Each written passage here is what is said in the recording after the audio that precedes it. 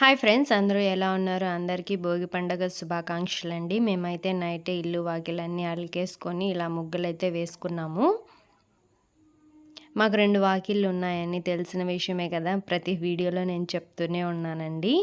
2 వాకిట్లలో వేసేతలకి చాలా లేట్ అయిపోయింది. ముగ్గులైతే మార్నింగ్ లేసి పనులు చేసుకోవాలంటే చాలా కష్టంగా ఉంటుందండి. అందుకే నైటే వేసేసుకున్నాము 2 పక్కల ముగ్గులైతే. నేను మా ఆడబిడ్డ కలిసి వేసామండి.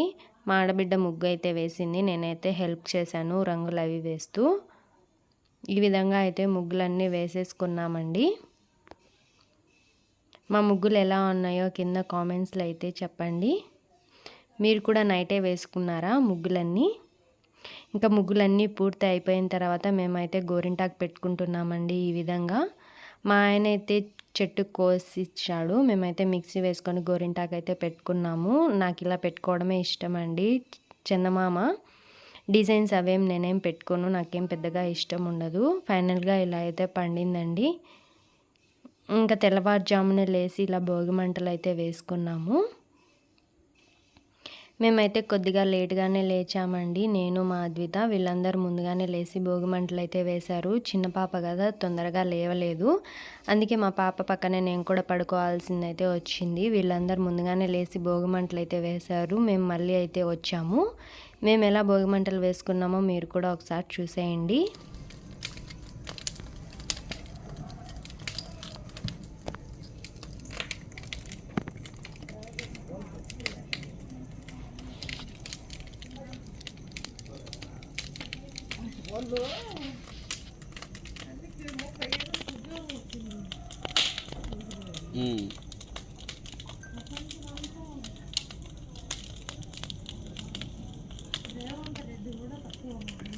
పెట్టాలా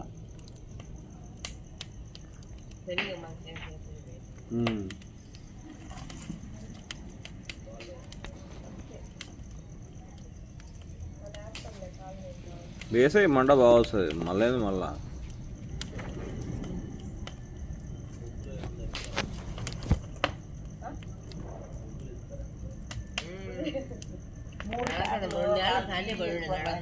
గట్టిగా ఉండే ఏదైనా అవసరం అక్క చూసుకొని అట్టయినా పడుతుంది.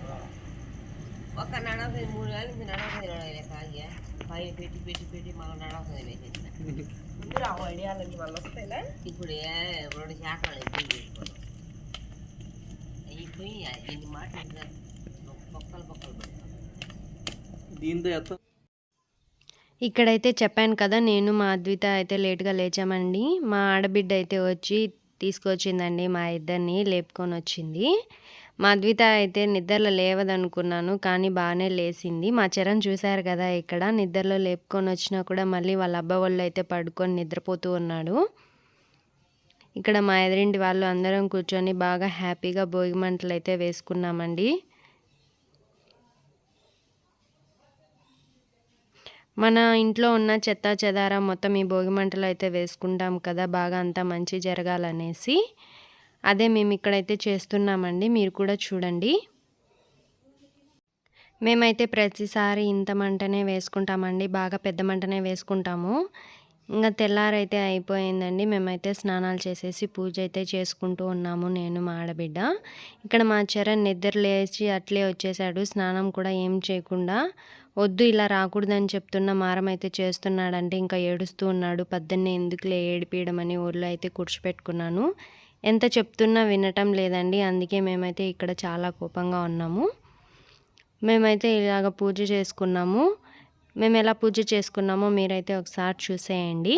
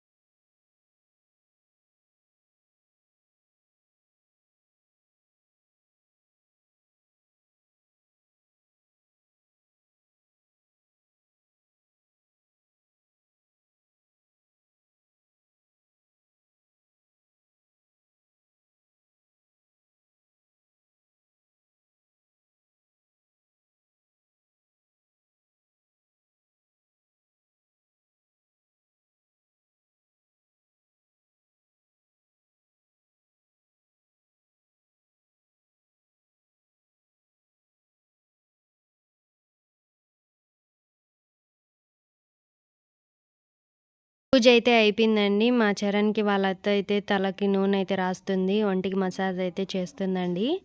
వాళ్ళిద్దరూ శకనం పడుతూ ఇలాగ నూనె రాసుకుంటూ ఎక్సర్సైజ్ అయితే చేస్తున్నారు.